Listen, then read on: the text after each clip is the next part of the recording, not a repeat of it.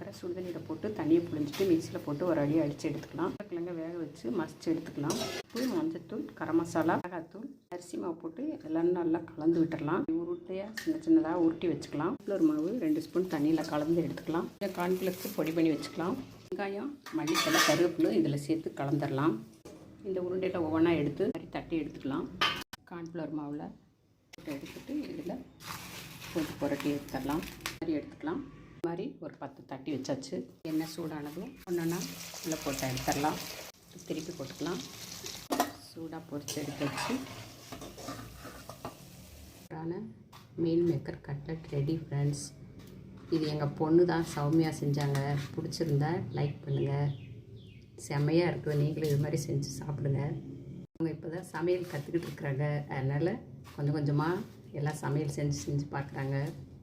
சூப்பராக நல்லா மொறு மொறுன்னு இருக்கும் ஃப்ரெண்ட்ஸ்.